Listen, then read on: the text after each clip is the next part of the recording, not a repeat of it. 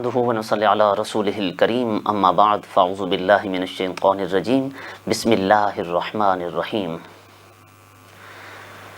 ناظرین کرام، پروگرام خلاصۃ القرآن کے ساتھ میں ہوں آپ کا میزبان خواجہ عاشق حسین۔ جیسا کہ آپ جانتے ہیں کہ اس پروگرام میں آپ ہر روز قرآن کریم کے ایک پارے کے متعلق جو قرآن مجید کا خلاصہ ہے اور تفسیری نکات ہیں اس کے حوالے سے گفتگو سماعت فرماتے ہیں۔ قرآن وہ عظمت والی کتاب ہے جو اللہ رب العزت نے انسانوں کی فلاح و بہبود کے لیے اپنا آخری کلام بنا کر تاجدار ختم نبوت صلی اللہ علیہ وآلہ وسلم پر نازل فرمایا، جو صرف دنیا بھر کی دیگر کتابوں کی طرح ایک عام کتاب نہیں ہے بلکہ مسلمانوں کے لیے زندگی گزارنے کا ایک نصب العین ہے کہ جو شخص بھی اس کی تعلیمات کو اپنائے گا وہ دنیا میں عزت اور سرفرازی کا تاج اپنے سر پہ سجائے گا، اور جو تعلیمات قرآنی سے انحراف کرے گا اللہ کا عذاب اور جہنم کی جو سخت وعیدیں قرآن کریم میں اس کے لیے بیان ہوئی ہیں۔ ہماری کامیابی اور کامرانی اس بات میں ہے کہ ہم اللہ اور اس کے رسول صلی اللہ تعالی علیہ وسلم کی عطا کردہ تعلیمات کے مطابق اپنی زندگی کے شب و روز کو بسر کریں، تو اس سے ہم دنیا میں بھی سرخرو ہو سکتے ہیں اور آخرت میں بھی کامیابی اور کامرانی سے ہم کنار ہو سکتے ہیں۔ آج کے جو چھٹا پارہ ہے جس کے حوالے سے آج ہم گفتگو کریں گے، اس پارے کے شروع میں اللہ رب العالمین نے ہمیں ایک اہم اسلامی اصول بتایا ہے، اور وہ یہ ہے کہ اسلام دوسروں کے عیوب کی پردہ پوشی کا حکم دیتا ہے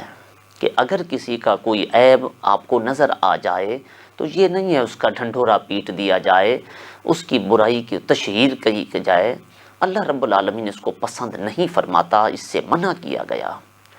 کیونکہ انسان بنیادی طور پر خطا کا پتلا ہے۔ کسی اور کی جو آپ برائی دیکھ رہے ہیں تو آپ بھی ان برائیوں سے مبرہ نہیں ہیں۔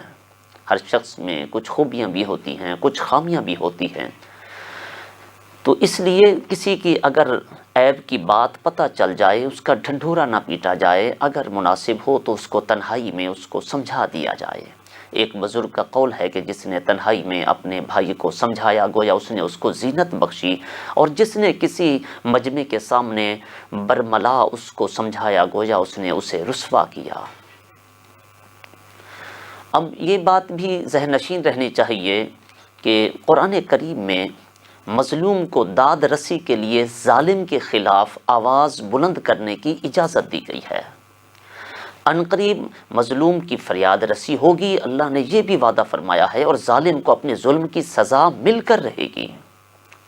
اور اگر البتہ کوئی برائی پر درگزر کر کے کسی کے ساتھ نیکی کرے، اس کو معاف کر دے، اس نے برا کیا ہے لیکن اس کو معاف کر کے اس کے ساتھ نیکی کرے، تو پھر چاہے کہ اس کا اظہار کرے یا اس کو پوشیدہ رکھے، تو دونوں صورتوں میں یہ عمل اللہ تعالیٰ کو بہت پسند ہے۔ اللہ کا اپنا معاملہ تو یہ ہے کہ وہ نافرمانوں کو سزا دینے پر قدرت رکھنے کے باوجود بھی معاف فرما دیتا ہے۔ تو فرمایا یہ جو اللہ کی صفت ہے، معاف کرنے کی صفت، لوگوں تم بھی اپناؤ، اور جب تم اس صفت کو اپنا لو گے تو اللہ کی صفات کے مظہر بن جاؤ گے، اور یہ اللہ کے قرب حاصل کرنے کا بہترین ذریعہ ہوگا۔ نبی کریم علیہ الصلاۃ والسلام کی ایک مشہور حدیث کریمہ ہے۔ آقا علیہ الصلاۃ والسلام نے ارشاد فرمایا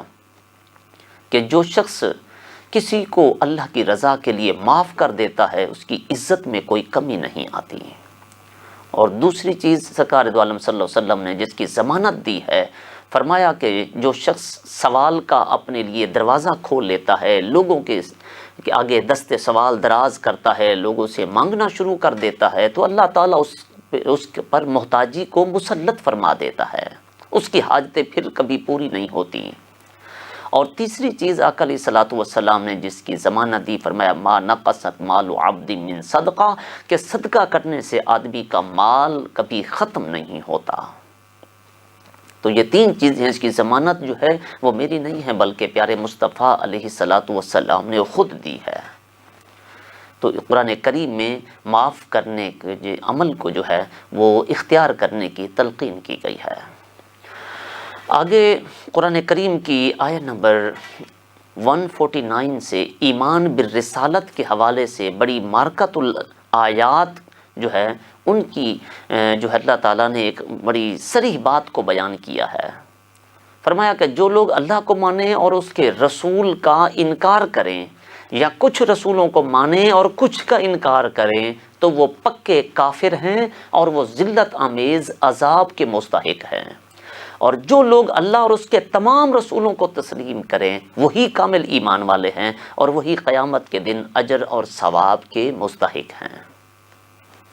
اس کے بعد اللہ تبارک و تعالیٰ نے یہودیوں کی جو خواستیں تھیں ان کا قدر تفصیل کے ساتھ ذکر کیا ہے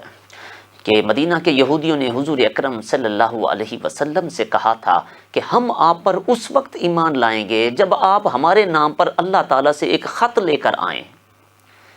تو اللہ تعالیٰ نے ان کے جواب میں فرمایا کہ محبوب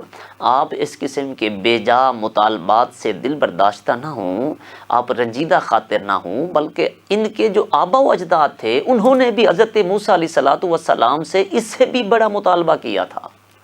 اور وہ مطالبہ کیا تھا؟ انہوں نے کہا کہ ہم سے اللہ تبارک و تعالیٰ کی بالمشافہ ملاقات کرائیں۔ تو جب انہوں نے ایسا مطالبہ کیا تو اللہ تعالیٰ فرماتا ہے کہ ہم نے ان پر ایک ایسی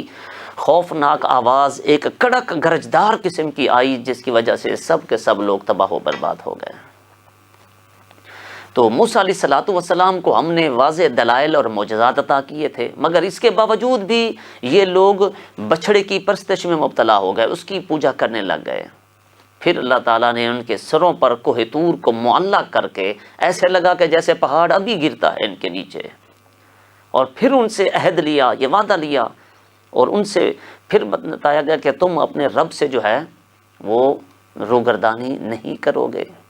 اور انہیں اللہ تبارک و تعالیٰ نے جو بیت المقدس میں عجز اور انکساری کے ساتھ داخلے کا حکم دیا، سیچرڈے کے دن کو، ہفتے کے دن کو ان کے لیے عبادت کے لیے مقرر کیا، مگر یہ کسی بات پر بھی پورے نہیں اترے، اور ان کے جو جرائم ہیں ان کی بنی اسرائیل کے، ان کی فہرست بڑی طویل ہے۔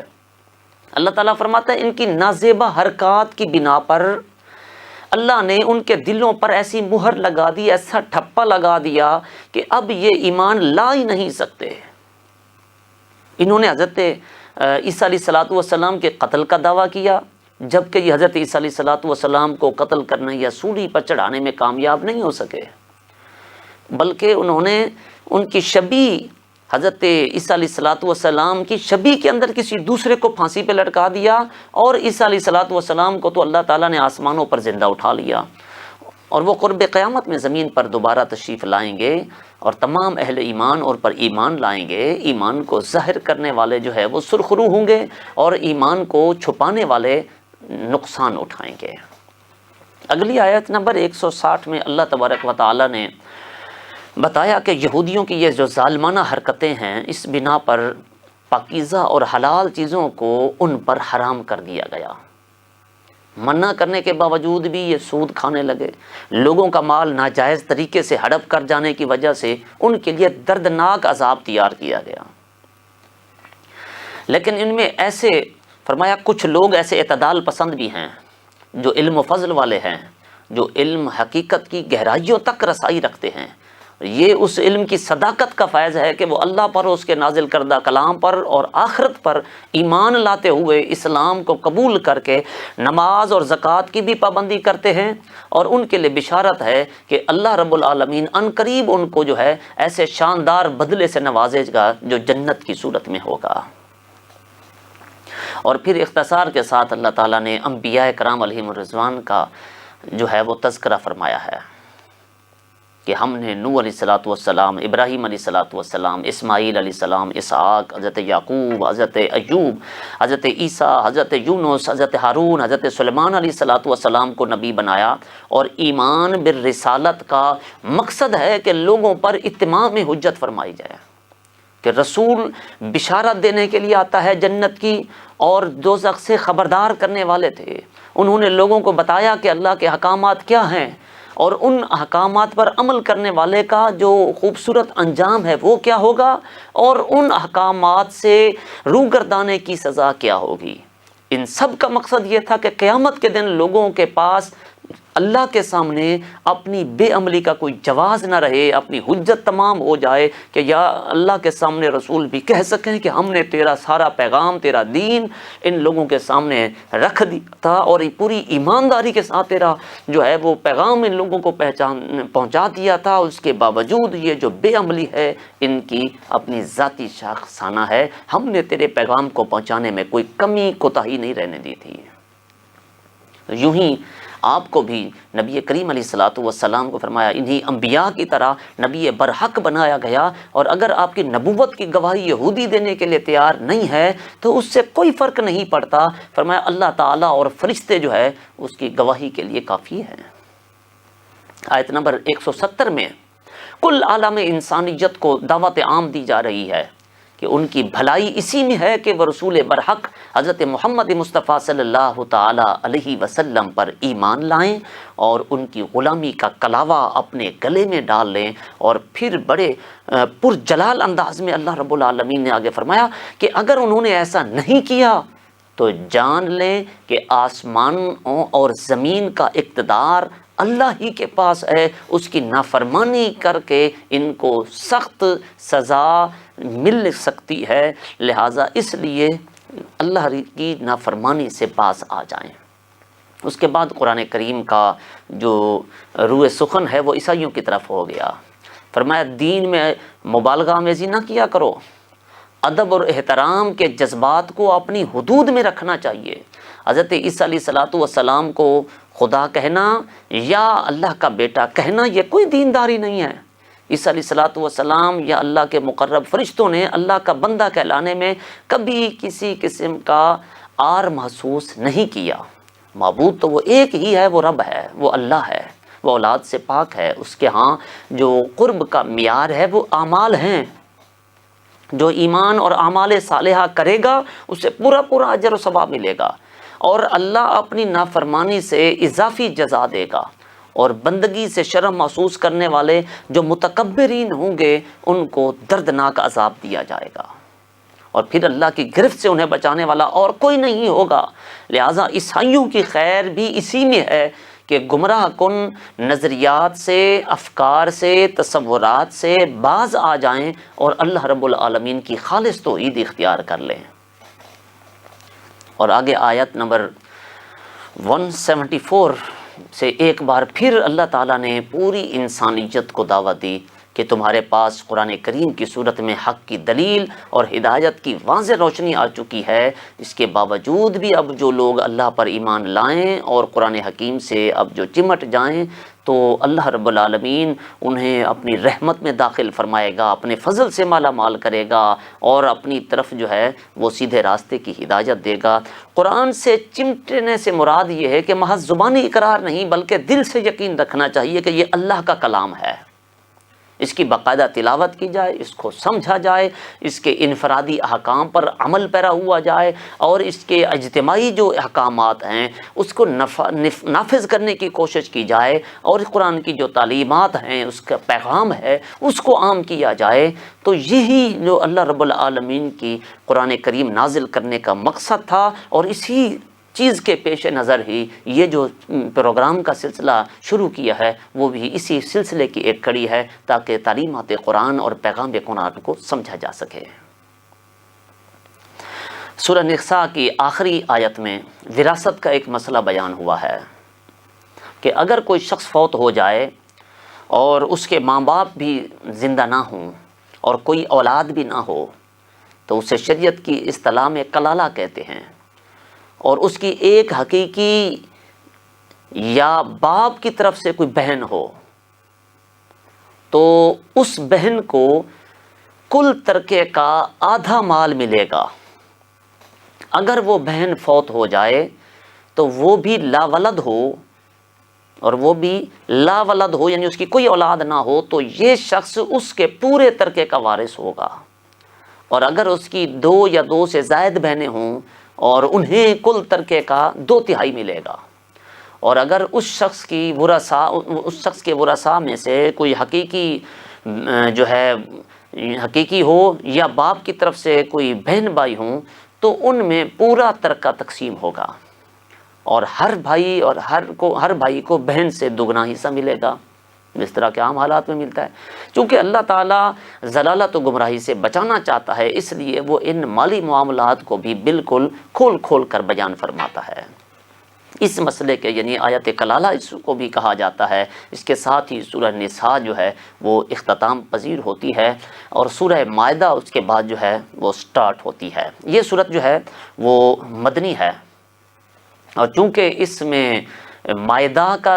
ذکر ہے، مائدہ عربی میں دسترخوان کو کہا جاتا ہے، بلکہ اس کا پورا قصہ جو ہے وہ آگے مذکور ہوا ہے، اس لیے اسی مناسبت سے اس کا نام جو ہے وہ مائدہ رکھ دیا گیا، سورۃ مائدہ، یعنی دسترخوان والی سورت۔ شریعت اور نفاذ شریعت کے موضوع پر یہ بڑی ایک اہم ترین سورت ہے۔ حدیث مبارکہ میں آیا ہے کہ اپنے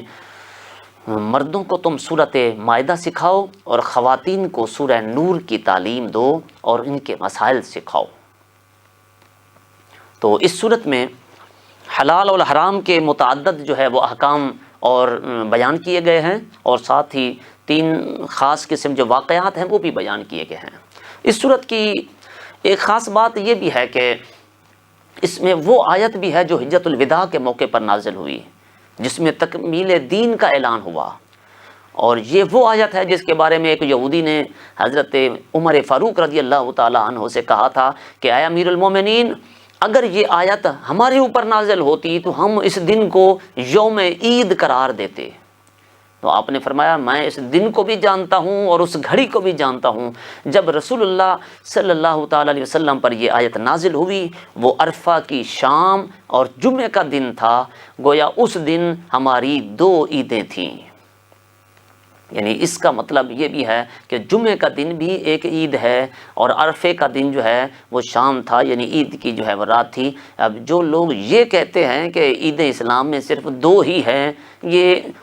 اس بات سے جو ہے ان کی بھی تردید جو ہے وہ واضح ہوتی ہے، بلکہ حدیث مبارکہ میں ہر جمعے کو فرمایا الجمعۃ یوم العید للمسلمین، جمعے کا دن جو ہے وہ مومنوں کے لیے عید کا دن ہے۔ تو آپ اندازہ لگائیے مہینے میں جو ہے وہ کتنے جمعے آتے ہیں، 4 کبھی 5 بھی آ جاتے ہیں، تو سال کے کتنے ہو گئے، 48، 12 کو 4 سے ضرب دیں تو کبھی 5 بھی آ جاتے ہیں، تقریباً 50 عیدیں تو یہ ہو گئیں۔ تو جو لوگ یہ کہتے ہیں کہ اسلام میں عیدیں 2 ہی ہیں، تو اس کا مطلب ہے یہ کنسیپٹ جو ہے وہ شریعت کے خلاف ہے۔ تو بہرحال ابتدا کرتے ہیں سورۃ مبارکہ میں،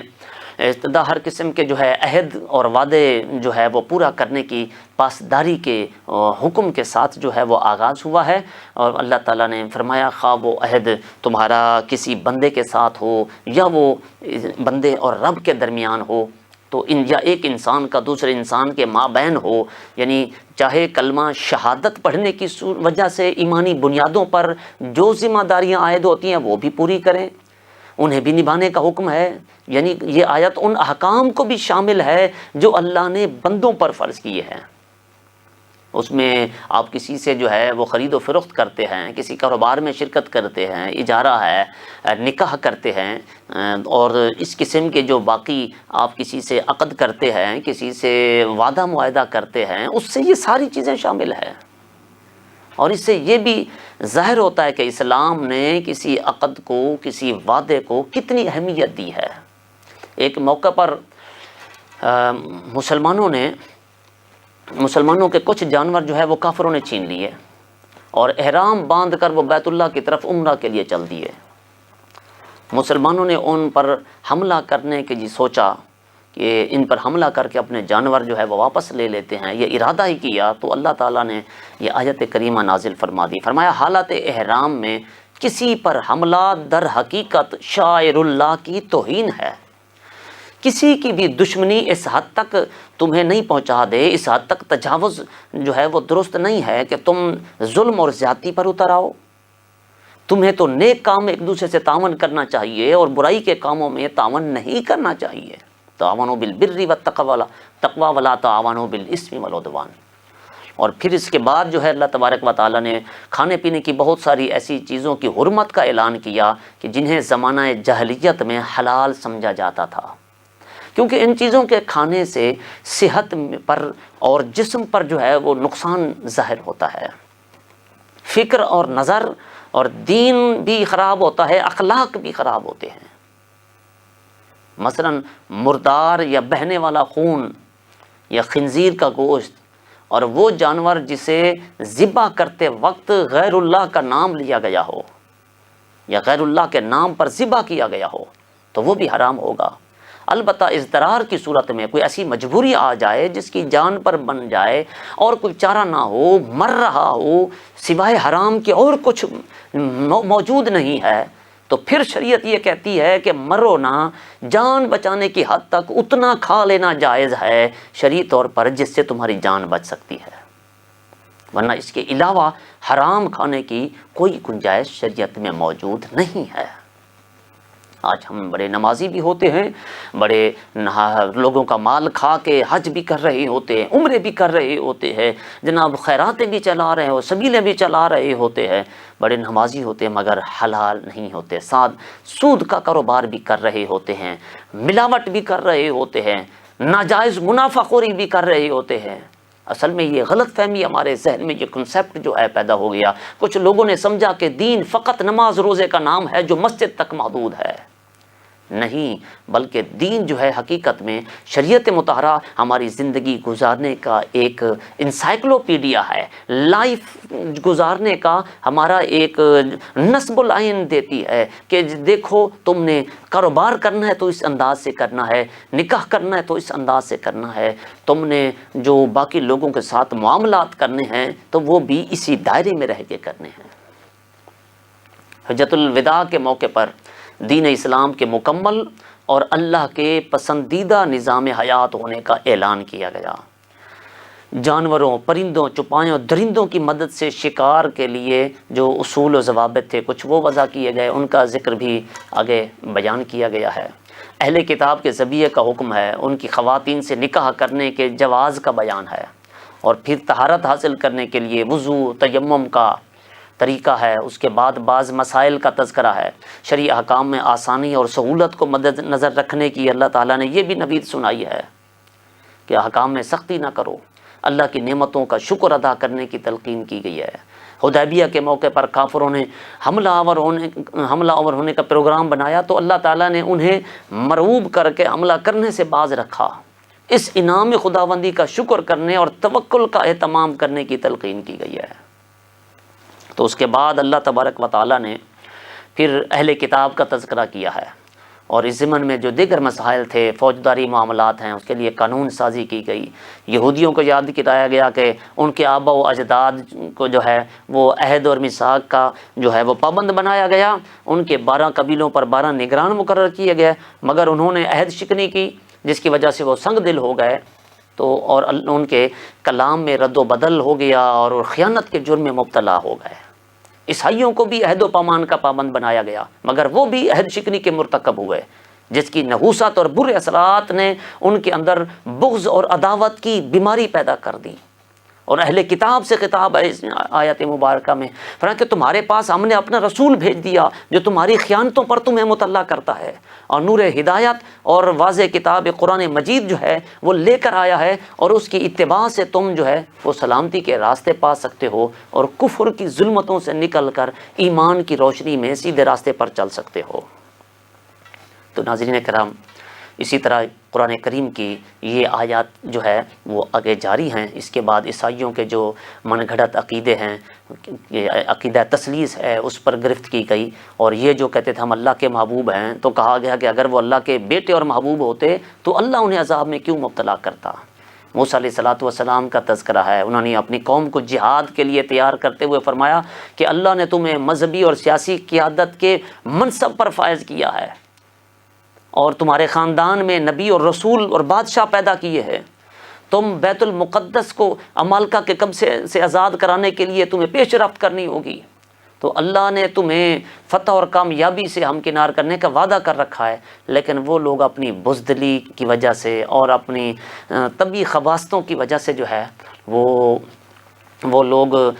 جو ہے وہ بہت مروب ہو گئے، جہاد سے روگردانی کرنے لگے اور عمالقہ کی طاقت اور قوت سے مروب ہو گئے۔ موسیٰ علیہ السلام سے کہنے لگے نہیں جی ہم تو لڑنے کے لیے نہیں جاتے، اپنے رب کے ساتھ آپ خود ہی مل کے جہاد کرو اور بیت المقدس کو آزاد کرا لو، ہم تو اپنے گھروں میں ٹھیک بیٹھے ہیں۔ اللہ اکبر۔ تو ناظرین کرام یہ سلسلہ ہماری گفتگو کا جاری رہے گا۔ یہاں پر ایک وقت ہوا ہے ایک بریک کا، آپ امید ہے ہمارے ساتھ رہیں گے اور قرآن کریم کی ان آیات بینات کے نور سے فیض یاب ہوتے رہیں گے۔ اسی کے ساتھ ہی انشاءاللہ بریک کے بعد آپ سے ملاقات ہوگی۔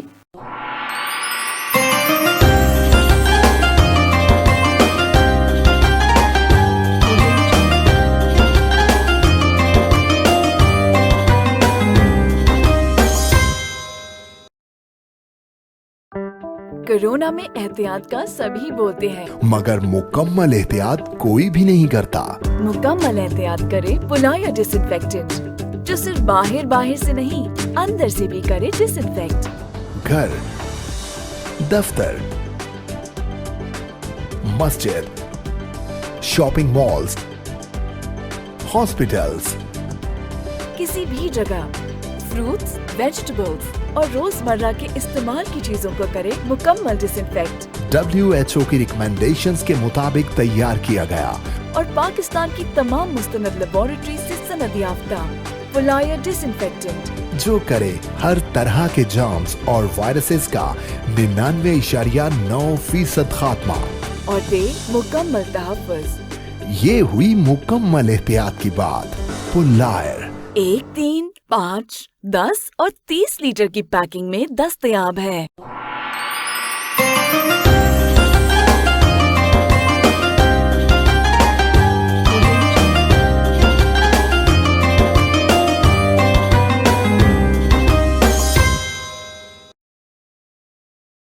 نحمدہ ونصلی علی رسولہ الکریم، اما بعد، فاعوذ باللہ من الشیطان الرجیم، بسم اللہ الرحمن الرحیم۔ جی ویلکم بیک ناظرین کرام، آپ دیکھ رہے ہیں پروگرام خلاصۃ القرآن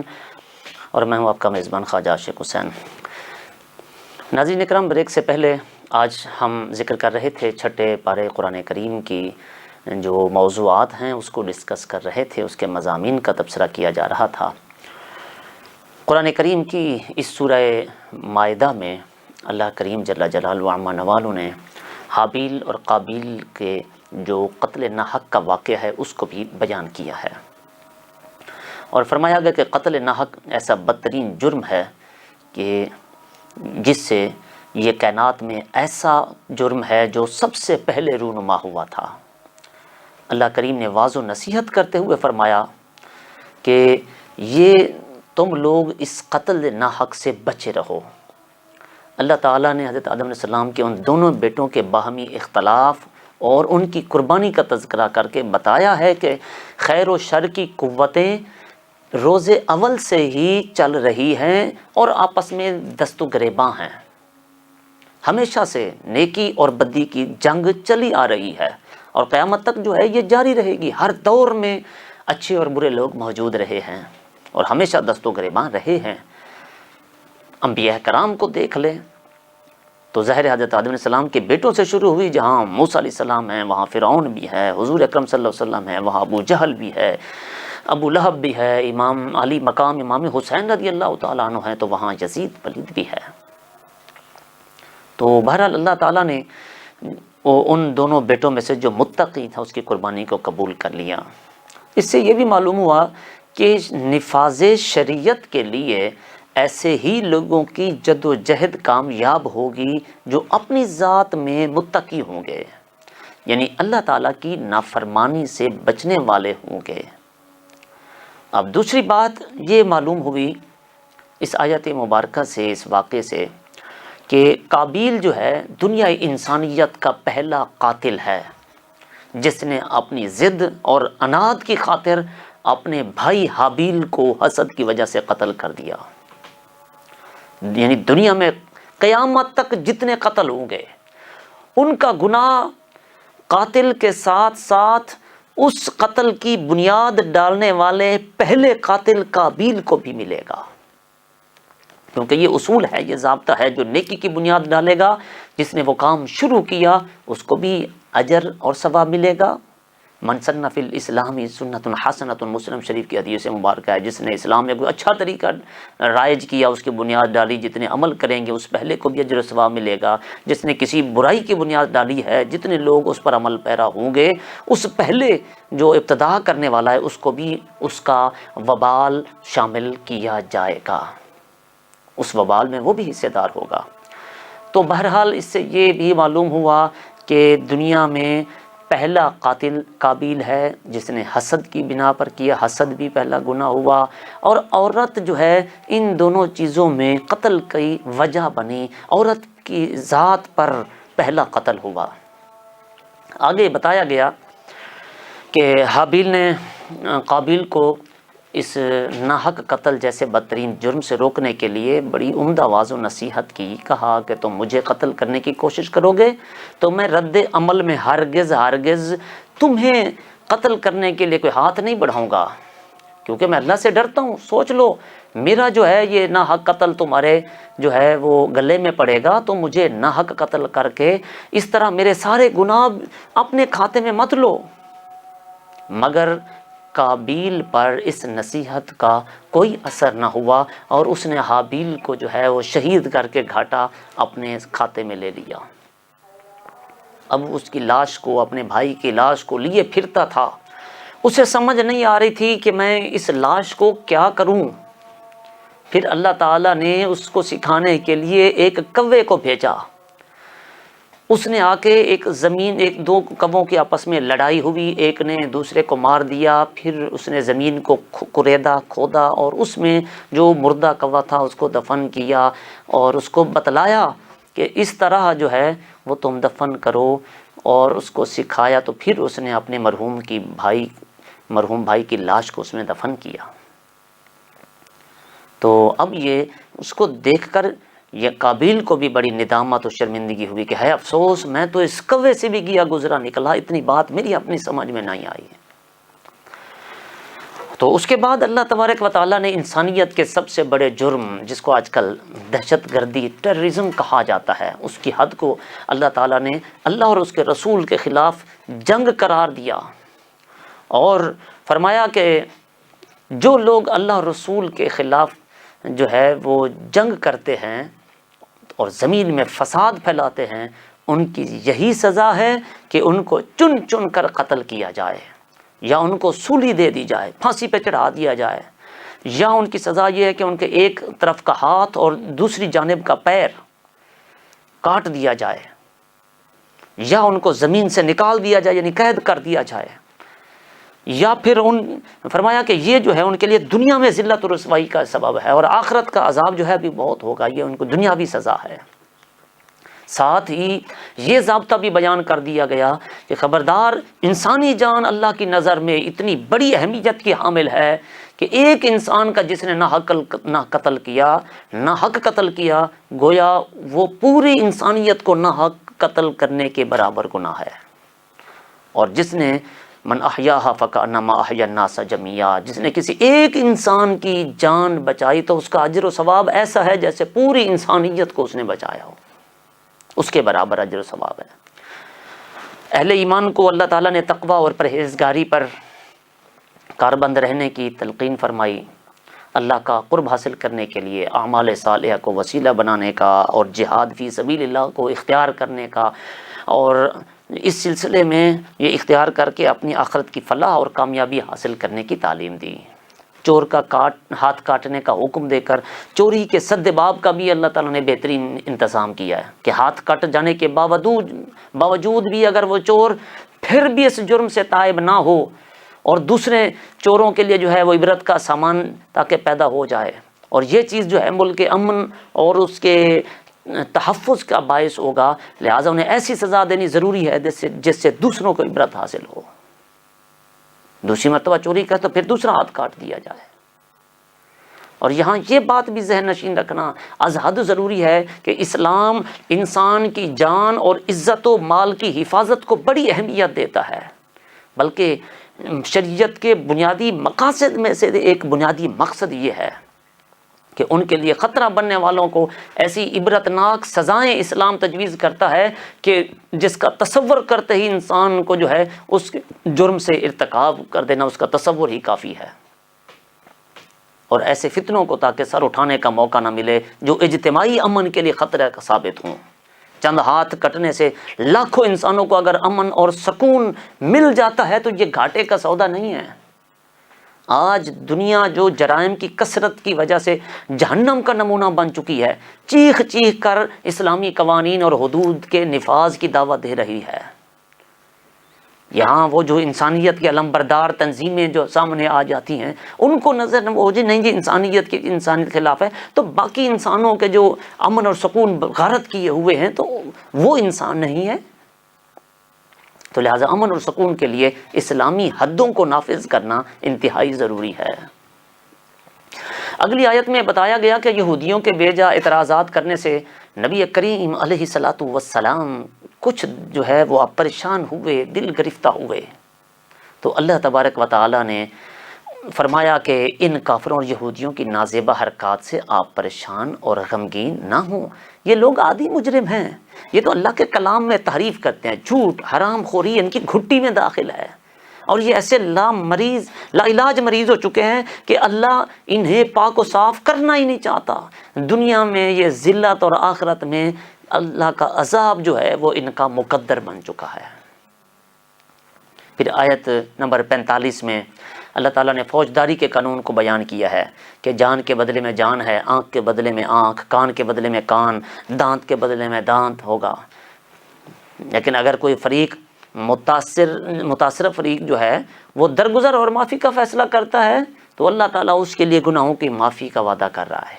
اللہ کے بنائے ہوئے قوانین کی مخالفت کی نوعیت دیکھتے ہوئے ان پر عمل درآمد نہ کرنے والے جو ہیں وہ کافر فاسق ہیں۔ اور قرآن کریم جو ہے وہ سابقہ آسمانی کتابیں جو ہیں ان کا بھی محافظ ہے، اور ان کا جامع ہے، عقائد ہوں، عبادات ہوں، معاملات ہوں، اخلاقیات ہوں، اس سے تعلق رکھنے والی کوئی ایسی نصیحت اور کوئی ایسا کام نہیں جو انسانیت کی فلاح و بہبود کے لیے ضروری ہو اور پچھلی کتابوں میں موجود ہو مگر قرآن میں نہ ہو، ایسی کوئی چیز نہیں ہے۔ تو ہر وہ چیز یعنی یہ جامع ہے جو پچھلی کتابوں کا خلاصہ بھی ہے، جامعیت بھی جس میں پائی جاتی ہے، اور پچھلی کتابوں کی تعلیمات کا محافظ بھی ہے۔ اس کے بعد مسلمانوں کو اللہ تعالیٰ نے یہود و نصارہ کے ساتھ جو قلبی دوستی ہے وہ لگانے سے منع کیا، کیونکہ وہ امت مسلمہ کے سخت ترین دشمن ہیں، اور قرآن کریم کی صداقت کا زندہ معجزہ ہم اپنی آنکھوں سے دیکھ رہے ہیں کہ آپس میں شدید مذہبی اور سیاسی اختلاف ہونے کے باوجود یہ یہودی ہوں یا عیسائی ہوں، یہ مسلمانوں کے مقابلے میں سارے متحد ہیں۔ لیکن تعجب اس پر ہے کہ عالم اسلام کے حکمران اور ملت اسلامیہ کے لیڈر، جتنے بھی مسلمان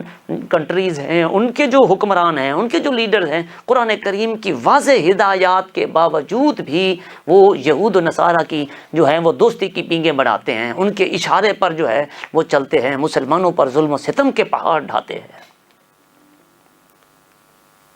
بڑے افسوس کی بات ہے، دل کڑتا ہے کہ قرآن کریم کی تعلیمات کیا ہے اور ہمارے حکمران مسلم لیڈر جو ہے وہ کیا کر رہے ہیں۔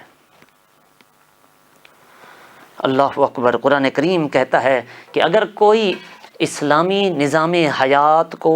چھوڑ کر مر جائے، مرتد ہو جائے، اسے پھر جائے انحراف کر لے، تو اس سے اسلام کی حقانیت پر کوئی اثر نہیں پڑتا۔ پھر اللہ کے محبوب بندوں کی 4 صفات اللہ نے جو ہے وہ بیان فرمائی ہیں۔ پہلی یہ کہ وہ اللہ ان سے محبت کرتا ہے، وہ اللہ سے محبت کرتے ہیں۔ دوسری یہ فرمائی کہ وہ اللہ کی راہ میں جہاد کرتے ہیں۔ تیسری یہ فرمائی کہ اہل ایمان کے حق میں انتہائی نرم ہیں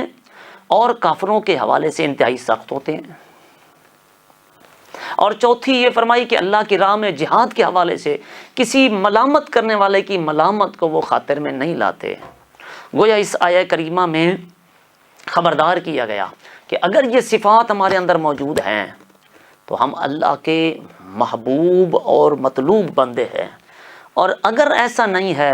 تو اللہ ہمیں اپنے دین کی علم برداری سے محروم کر دے گا اور کسی اور گروہ کو یہ اعزاز دے گا جو ان صفات کا حامل ہوگا۔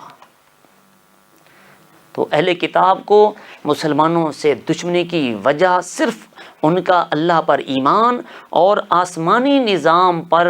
غیر متزلزل یقین ہے۔ مسلمان قابل اعتراض نہیں، بلکہ قابل اعتراض تو وہ بدترین لوگ ہیں جن پر اللہ کی لعنت اور غضب ہوا ہے، اور سزا کے طور پر ان کو بندروں اور خنزیروں کی شکل میں مسخ کر دیا گیا۔ یہ لوگ تو اس حد تک ہٹ دھرمی اور ضد میں مبتلا ہو چکے ہیں، اللہ پر اعتراض کرنے سے بھی نہیں چونکتے۔ یہ کہتے ہیں نعوذ باللہ اللہ بخیل ہے، اللہ کے ہاتھ بندھے ہوئے ہیں۔ ہاتھ تو ان کے بندھے ہوئے ہیں، اللہ فرماتے ہیں ان کے ہاتھ بندھے ہوئے ہیں، اور ان کی زبان درازی کی وجہ سے ان پر لعنت کی گئی ہے۔ اللہ کے ہاتھ تو کھلے ہیں، وہ جسے چاہتا ہے وہ عطا بھی فرماتا ہے، وہ جیسے چاہتا ہے اپنے بندوں پر خرچ کرتا ہے۔ یہ لوگ بد زبانی اور سرکشی میں روز بروز بڑھتے جا رہے ہیں، اور یہ قوموں کو لڑانے کی جو ہے وہ سازشیں کرتے ہیں۔ اللہ ان جنگوں کی آگ کو ٹھنڈا کرتا رہتا ہے۔ اور پھر نبی کریم علیہ الصلاۃ والسلام کو تبلیغ رسالت کے فریضے کی ادائیگی کے لیے اپنی تمام تر صلاحیتیں صرف کر دینے کا حکم ہے۔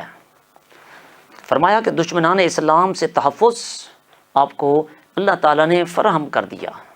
فرمایا محبوب اللہ تعالیٰ کی حفاظت میں آپ آ گئے، واللہ یعصمک من الناس، آپ اللہ کی حفاظت میں آ گئے۔ اس کے بعد نصارہ کے عقیدہ تثلیث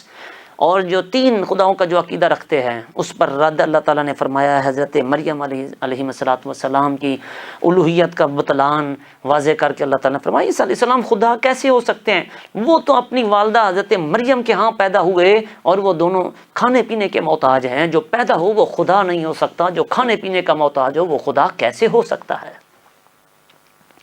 اب یہودیوں کی جو بے اعتدالیاں تھیں ان کو بیان کرنے کے بعد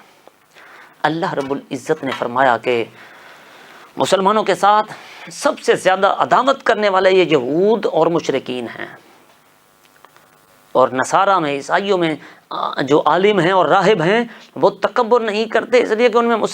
میں مسلمانوں کے دوست ہیں اور ان کے لیے اپنے دلوں میں نرم گوشہ رکھتے ہیں۔ لیکن آج ہمیں جن نصارہ کا سامنا ہے، آج ہمیں جن جو عیسائیوں کا جو ہے یہودیوں کا سامنا ہے، وہ حقیقت میں وہ نصارہ نہیں ہیں، وہ عیسائی نہیں ہیں۔ حضرت عیسیٰ علیہ السلام کی تعلیمات پر جو عمل پیرا ہیں ان کی اکثریت جو ہے وہ دعویٰ تو ان کا یہی ہے کہ عمل پیرا نہیں، لیکن ان کی اکثریت جو ہے فکر اور عمل کے اعتبار سے یہودیوں کے رنگ میں رنگی ہوئی ہے۔ بے شمار ایسے ملحد اور بے دین لوگ موجود ہیں جو صرف نام کے عیسائی ہیں، باقی جو بچتے ہیں وہ مسخ شدہ عیسائیت پر عمل پیرا ہیں، نصرانیت کہیں بھی نہیں ہے۔ حضرت موسیٰ علیہ السلام حضرت عیسیٰ علیہ السلام کی نافرمانی کی وجہ سے اب یہ جو بنی اسرائیل کے لوگ تھے یہ لوگ منزل سے بھٹک گئے اور در بدر کی ٹھوکریں ان کا مقدر بن گئیں، اور آج ہمیں بھی اپنے حالات پر غور کرنے کی ضرورت ہے کہ کہیں ہماری محرومیوں اور زوال کی وجہ اللہ اور اس کے رسول کے راستے کو چھوڑنا تو نہیں۔ اگر ہم بھی اپنی منزل کو پانا چاہتے ہیں تو ہمیں اللہ اور اس کے رسول کے بتائے ہوئے راستے پر چلنا چاہیے۔ پروردگار عالم کی بارگاہ میں دعا کرتا ہوں کہ ہمیں قرآن کریم کو پڑھنے کی، سمجھنے کی، عمل کرنے کی توفیق عطا فرمائے۔ یہاں پر چھٹے پارے کا اختتام ہوتا ہے۔ اسی کے ساتھ ہی آپ نے میزبان خواجہ عاشق حسین کو اجازت دیجیے، انشاءاللہ اگلے پروگرام کے ساتھ آپ سے ملاقات ہوگی۔ تب تک کے لیے اللہ نگہبان۔ السلام علیکم ورحمۃ اللہ وبرکاتہ۔